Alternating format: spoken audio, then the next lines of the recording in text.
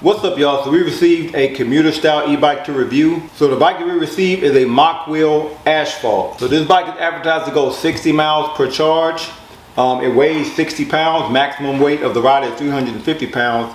It has a 48 volt, 14.7 amp hour battery, and it has a 500 watt motor. To purchase this e-bike, feel free to use my link and my code in the description below to get a discount. Also, I am doing an e-bike giveaway. If you want to be included in this giveaway, you have to be subscribed to the channel, and comment below on what type of e-bike you would like. So what we're going to do is we're going to unbox this, we're going to put it together, go through all the features, and we're going to go on a commute on this bike to see what it's like.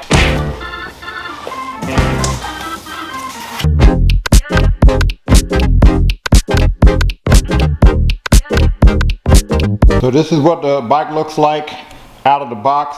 Mokwheel does seem to package their bikes really well. Make sure that the wheels and everything doesn't get punctured. So this is what the bike looks like outside of the wrapping. Yeah, it looked like it was packaged pretty well. I haven't had any issues with Mokwheel's packaging. So we're going to have to connect the handlebar, which is already connected via wire here.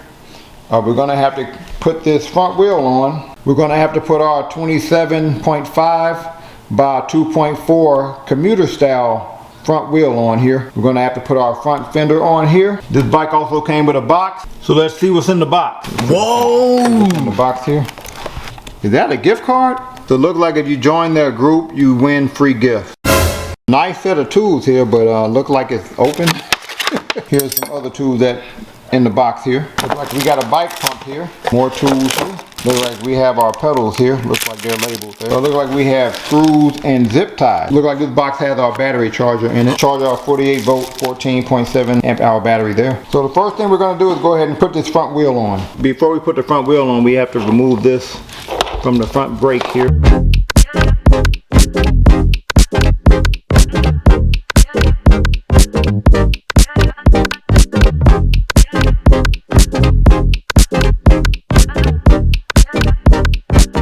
So this really isn't clear in the instructions how to put the fender and the headlight on, so we're going to go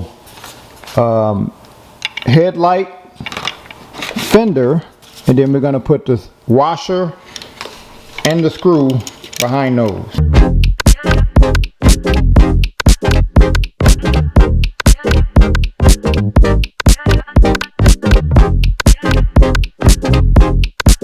So what we're going to do now is unscrew these. We're going to put the handlebar in. And then we're going to adjust the handlebar and the height. So I'm going to put the handlebar on loosely for now.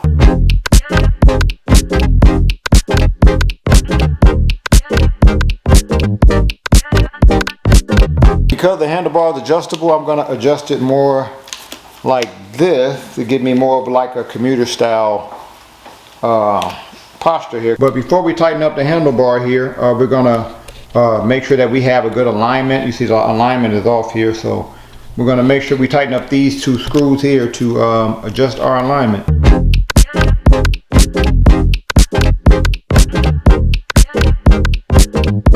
And you'll also have to tighten up this screw here.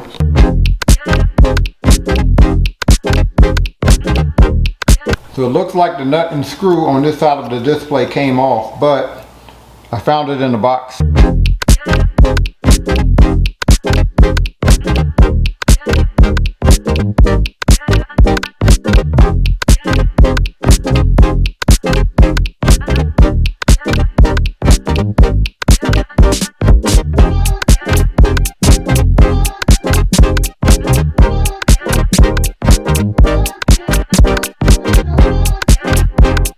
Mokwheel.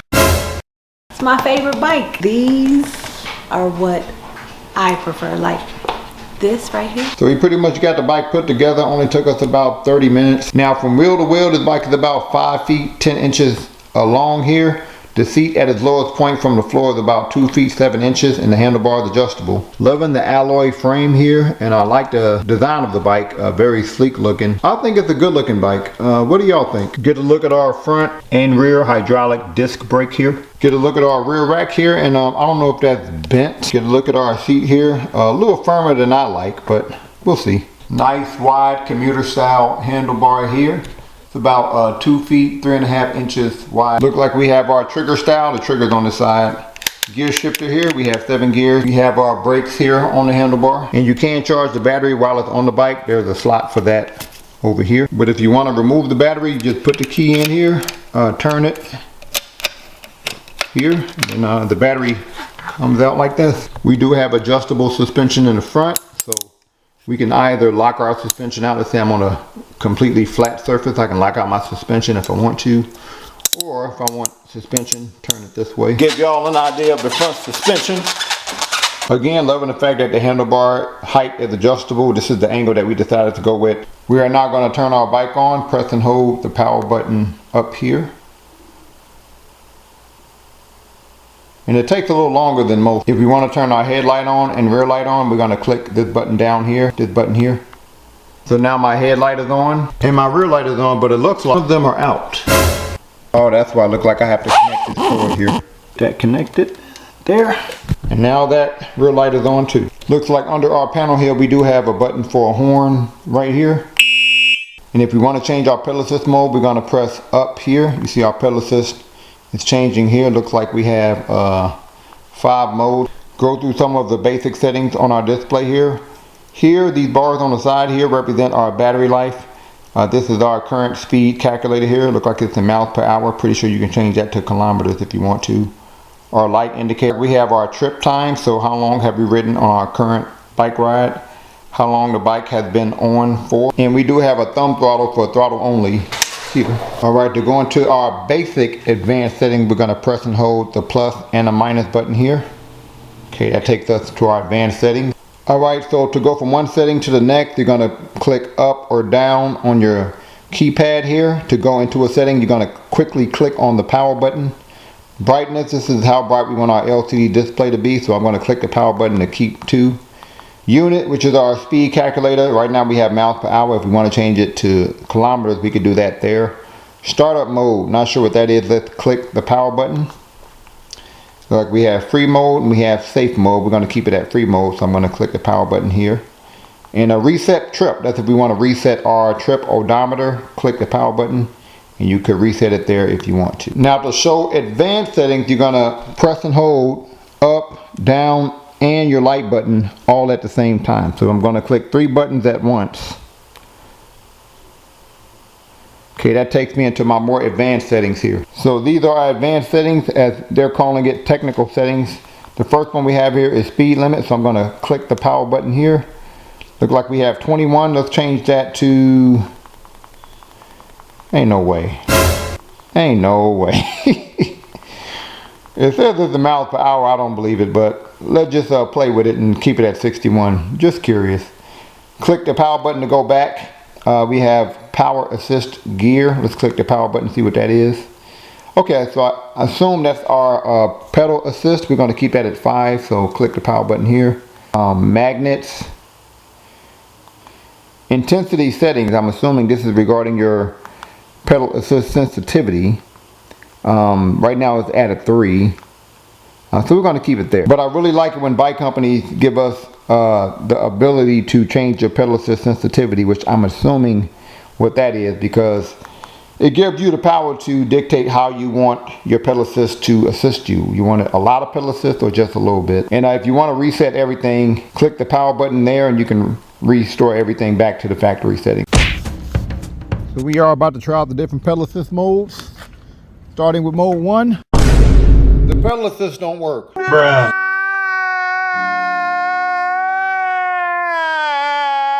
We are about to attempt to switch out the pedal assist sensor, which Mokwheel was nice enough to send me here.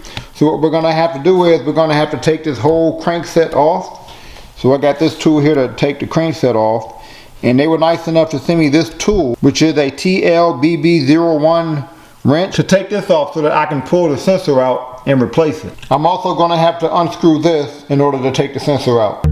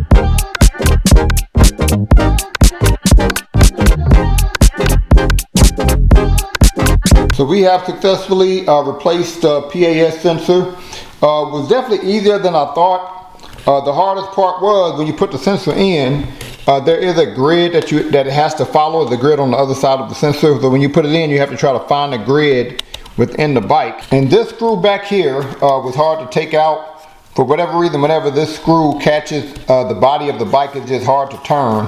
And honestly, I don't think I even needed to take this whole battery base out. I could have just took the crank arm out. It was also hard to find where you disconnect your PAS sensor. This piece of the cord here, it was really embedded under the bike. So now that I have replaced the PAS sensor, let's go outside, try out the different pedal assist modes. So we are about to try out the different pedal assist modes, starting with mode 1. Okay, by default, go down a gear. By default, on mode 1, the pedal assist, pretty perfect. I'm not gonna lie. Not too gradual. Doesn't send you flying, it's perfect. But again, you can adjust it. So 16, 17. 17 miles per hour, mode 1.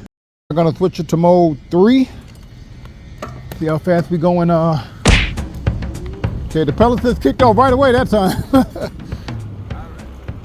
So let's go up a gear. See how fast we go in mode 3 here.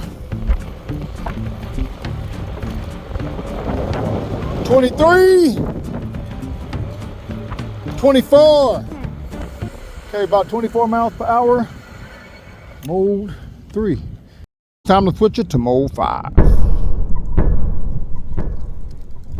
This kicked off right away in mode 3, so I don't think we're going to need a long strip to get to the maximum speed, but I backed up a little bit just to be sure. Yeah, pedal assist kicked off right away. Let's see how fast we go in mode 5.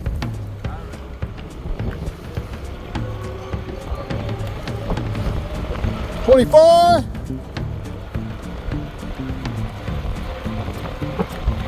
$30. Oh. Okay, that's 30 miles per hour. But let's try the max speed later. Do you like it better than your other Mokwheel?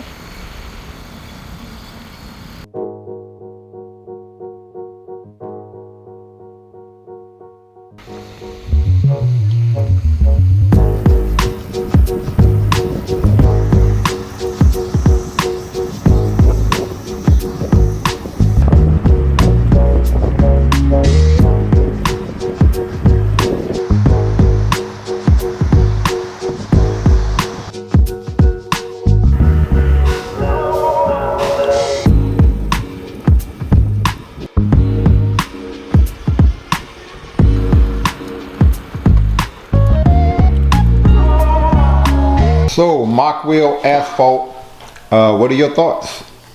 Thank you.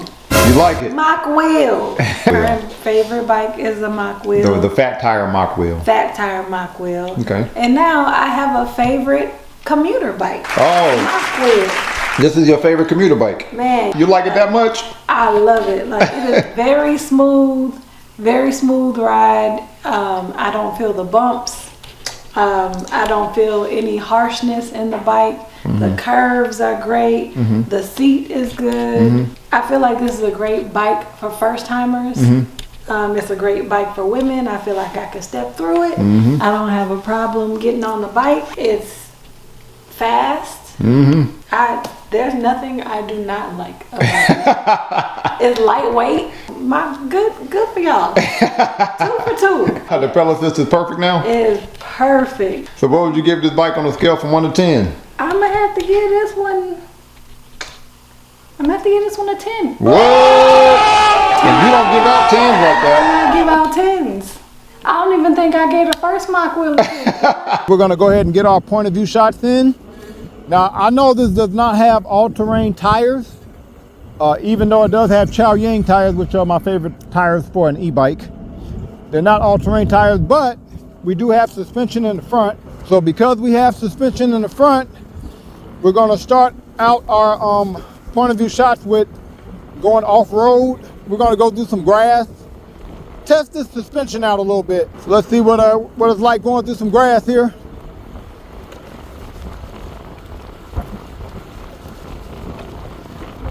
All right, not bad actually. Again, especially for a bike that's not without off-road tires. Of course, I feel slipping to be expected, but it doesn't feel very jerky because of the suspension. So, I would give the suspension maybe like a 7. Just standard, it's pretty standard, but definitely needs it, I think. All right, I normally wouldn't advise to lane in tires that are not all-terrain tires, but Chow Yang tires are pretty grippy. So I'm not gonna lane too much, but the lanes seem comfortable so far. And let's see here. Yeah, it seems to hug the curves pretty well. Now this bike is really smooth.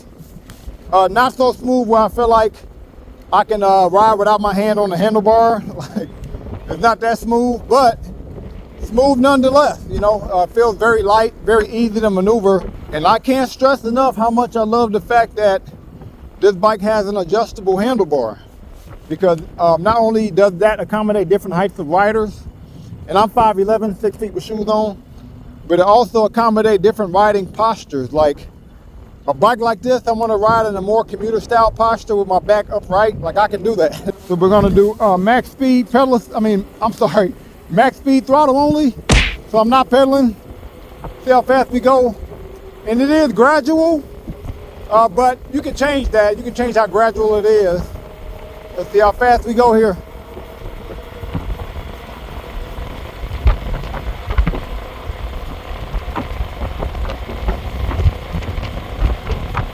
$30. All right, look like 30 miles per hour before I hit the turn.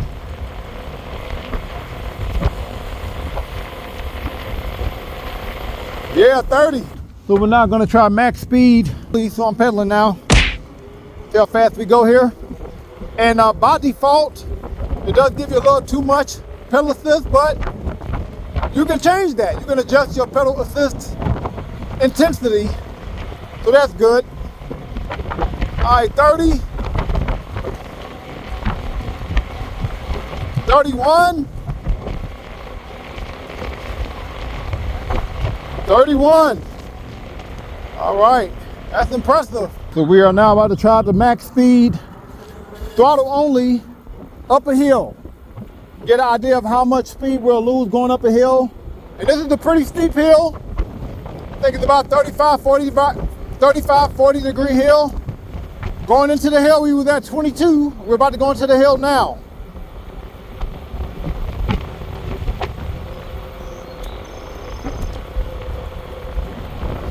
Okay. 19. 18, 15, 14. Oh man, this hill is easy. 13. Okay, so 12, so almost 10 miles per hour.